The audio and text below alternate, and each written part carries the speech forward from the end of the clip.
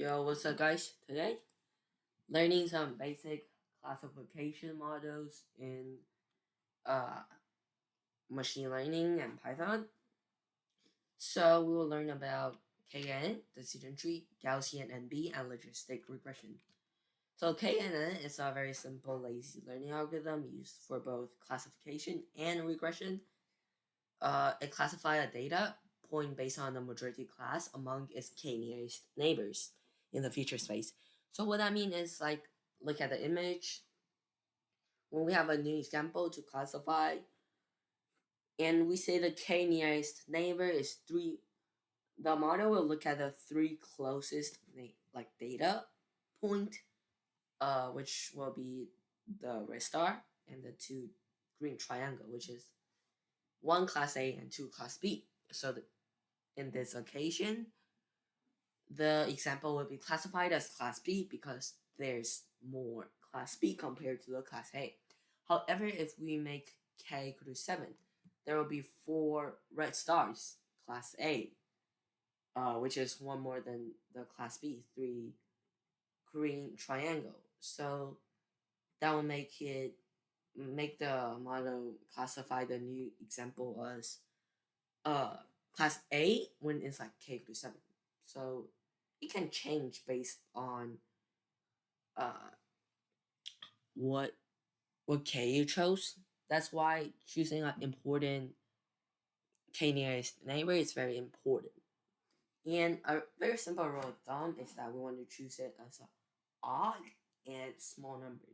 We want to make it odd since in that way there will not be really any ties. And I mean there still might be ties, but like a lot less since it will not really tie when there's like even like 2 classes in this occasion. And we usually want to make it a small number because we don't really need a big number, because if it's big, we will take in a lot of useless random data points that's like very far away from the data. And some advantage is that it's easy to understand and implement. It doesn't require any like training because all we need to do is just calculate the distance to every other data point to just like see what's the nearest neighbor. But that can also make it computationally intensive since it calculate a lot of distance. And it's quite sensitive to noise since when we want to make a k a smaller number, it will make it very easily influenced. Since if this green triangle is like an outlier, like these 2 green triangles outlier, we will make like a mistake since the k is quite small. Now let's go to decision tree.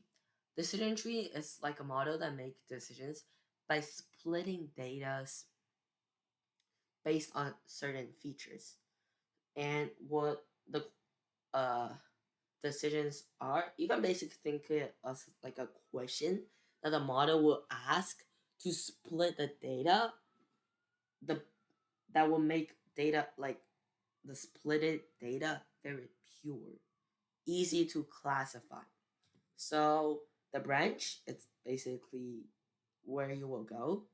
The yellow node, the decision node, it's the question, quote unquote question that the computer will ask. And the leaf node is like the outcome. Oops. So let's see this. So I'll just simply ask, like let's say if we have a new data, it it it have a glucose of 50, blood pressure of like 80, 89, like 90. Then so first of all, the model will first ask, let's say, if the glucose level is a lot higher than 40, and in this case, let's just say the glucose level is like 45, which means it will be higher.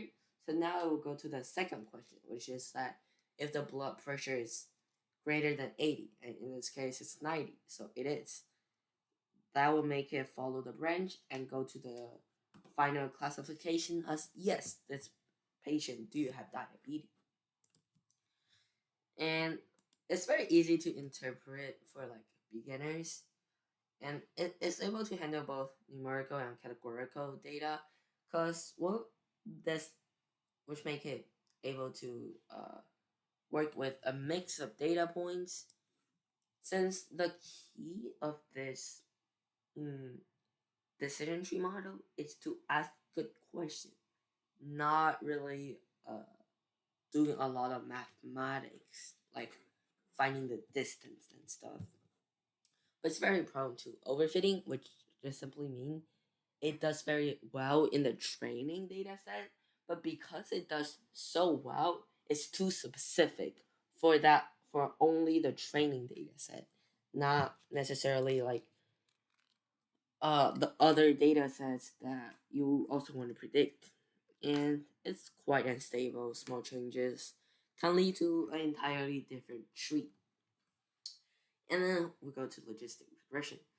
Logistic regression is a statistical model used primarily for binary classification problems, which just mean it be categorized into two types.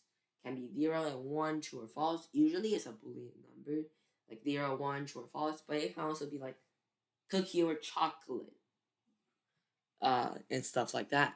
So it models the probability of a binary outcome based on one or more predictor variables.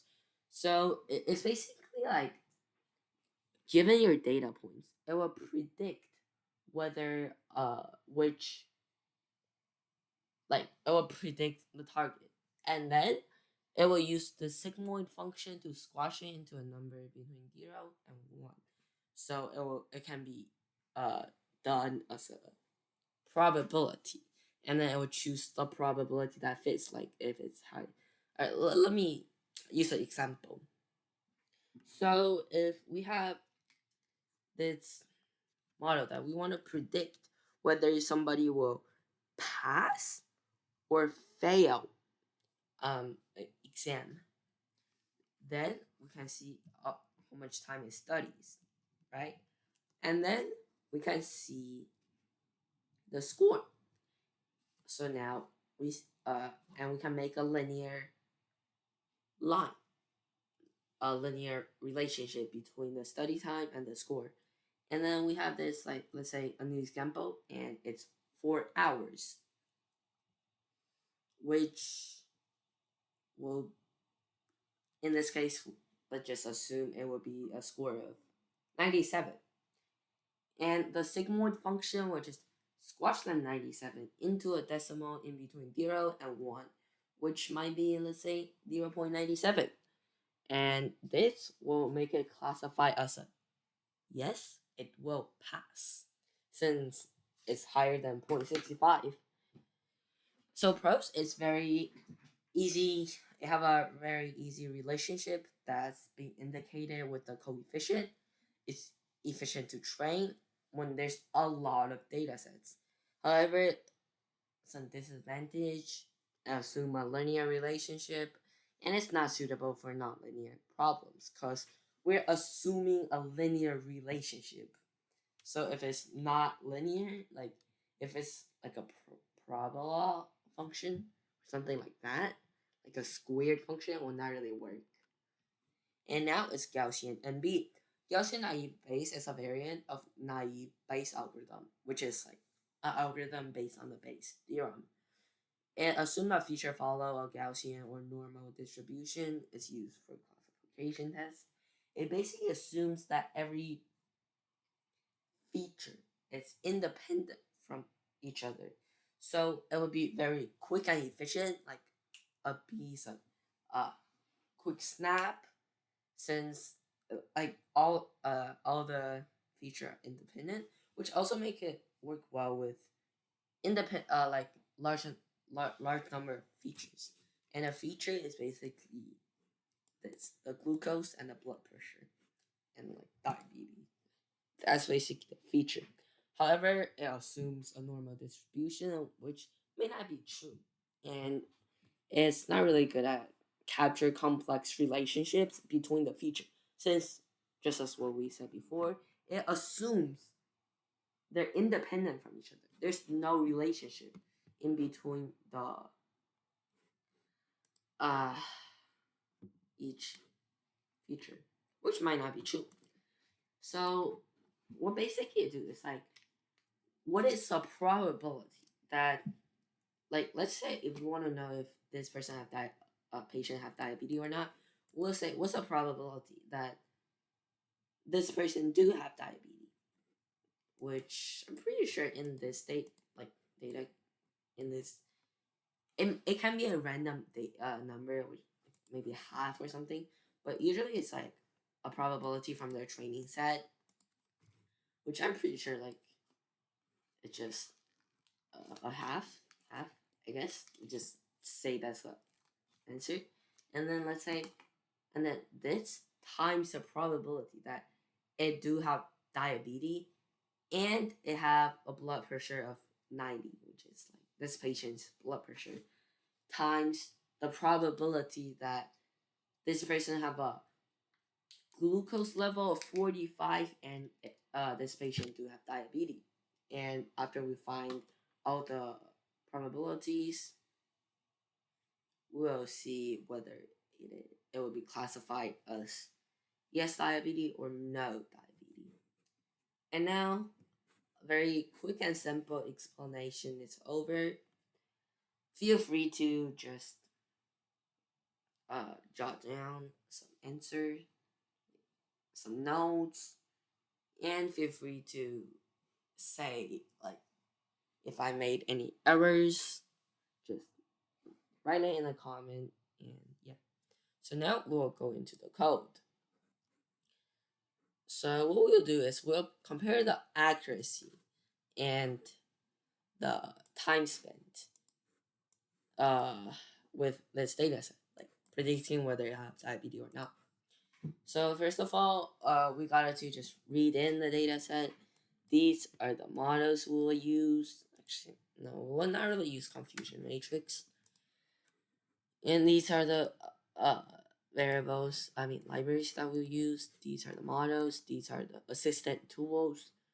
We just need first read in the CSV. I will give you guys the link to the CSV later. And just write your link. Basically, after you press this to download, there will be like a rectangular thing just popping off here. Click on it and then go to paste as the link.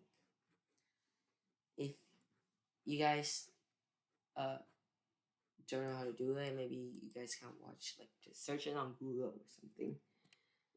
It will not really be covered in this video. So now let's just get the model. So model will equal to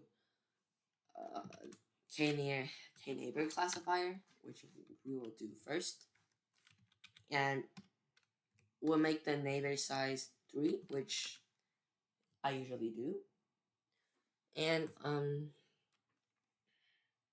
do this x equal to data dot drop diabetes, let x is equal to 1. This line of code just makes x be everything beside the diabetes column, since this x is the data that we want to train the model to know. So the drop just means we'll drop this this attribute, and axis equal to 1 will just mean it will drop this column. Well, y, which is what we want our computer to predict, it will be just this column because we want to predict it whether it have diabetes or not. And then we'll do this x train, y train, x test, y test equal to train test split xy, and test size will be 0.2. So let's just mean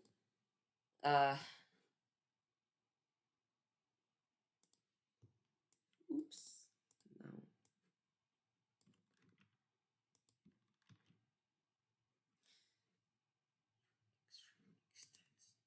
So the train size equal to 0.2 just mean that 20% of the data will be wait, it's not train size, it's test size. So test size equal to 0.2 just mean 20% of the data will be the test will be given into the test subset, which is this and this. So X train and Y train is what we will feed into the model, X train and Y train. So it's X train and Y train, X test and Y test. These are like two subsets of the data. We made it so that the values, they just make it like, which will just make us get the integer, like nothing more than that. So X train and Y train is like X train is the variables that we will give to the data set, which is these, the data that will get feed into the model in the training part. And Y train is basically the target, what we want the model to predict in the data, in the training data set. And then so start with time dot, it's a perf counter, yeah, pretty sure, what the frick, perf counter, and then end equal to time dot perf counter. Oops. So this just give us the time, since we also want to see the speed of the model. And after we train the model, we will just predict it. Predict equal to model dot predict. We'll predict the X test, which is the testing data set. And the correct answer will be Y test, but pred will be what the model think. And for I in range, just use a simple for loop, the length of pred, and then if pred I equal to Y test, we cannot use an index because Y test is not an array nor like a numpy array. So we need to use this thing called the I log, and then I. Since Y test is a pandas series, so we need to use this function. And then correct will be plus equal to 1, which just means if our prediction, the model's prediction is the same as the correct answer, which is Y test, the correct answer will be like one more. And now we'll print end minus start. Oops. And when we print out what is the correct answer, divide by the length of pred, which just means what percentage did we get correct.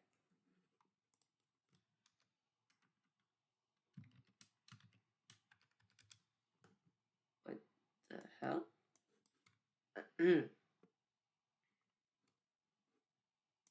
Oh.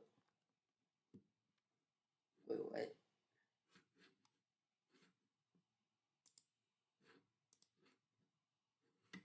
What the hell is this? SDN?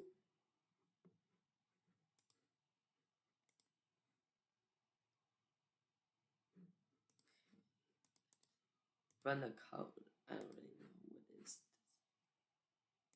this bugger. Right now it should be correct. It says oh shoot, what the hell is this? Not this. The frick. I just want a normal run task. Alright. I think it's spending quite a long time. Okay. Very good. So I will put it here. KNN.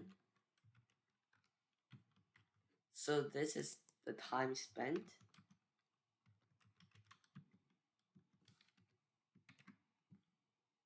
And then this is the correct percentage. I'll just copy paste these. So now we'll use what's the model? Okay, now we'll try the decision tree. So this is the thing about these models. Like these, what the frick? Why is it this invalid syntax again?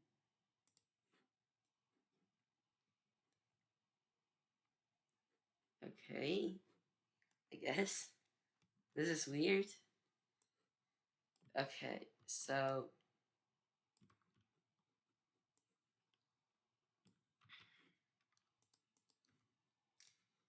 this is the thing about these models. It's like already.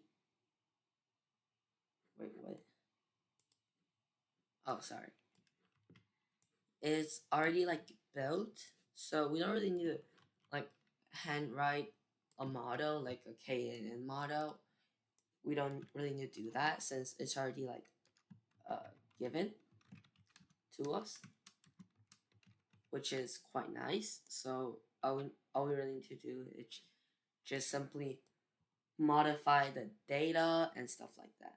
Now we use Gaussian NB. Gaussian, I'm pretty sure it's like a very famous like mathematician, very talented. Okay, run. It's running right now. Okay, it's here.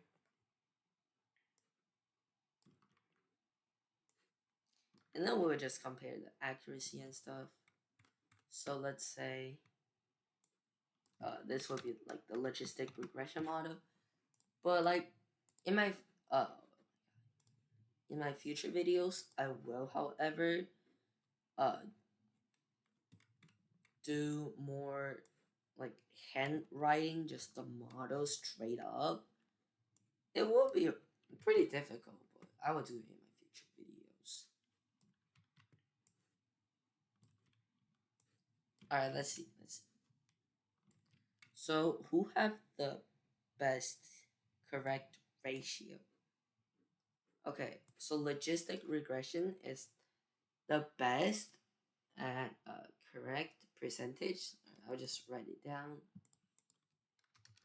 So it will be logistic regression is the best,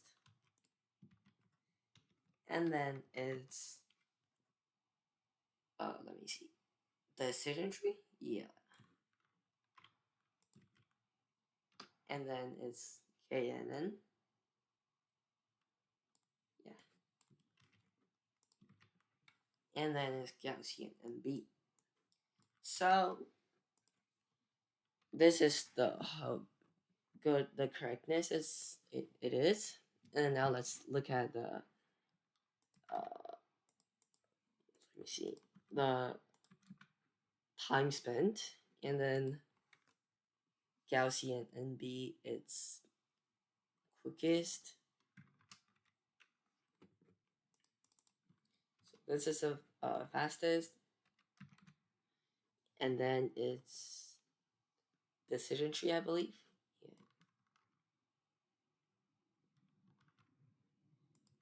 and then it's KNN, and then it's logistic regression. So in this, we'll see that the time spent is almost like the opposite, right? Because beside like decision tree and KNN. So it's very easy to understand why GaussianNB is at the bottom. Since simply GaussianNB, it's very quick because it assumes that every um number is independent from each other. So this will make it very quick because it doesn't look at all these relationship between the features. However, that will make it a bit worse. Not like that bad, but a bit worse in its like correct ratio. So we will not really use GaussianNB as a model when we want to do like a medical thing because the medicine and stuff need to be very precise. Logistic regression is like the slowest but most accurate since it's like it used a lot of math and like not really unlike the other two, but yeah, this is our final what we got. And thanks for watching. See you next video.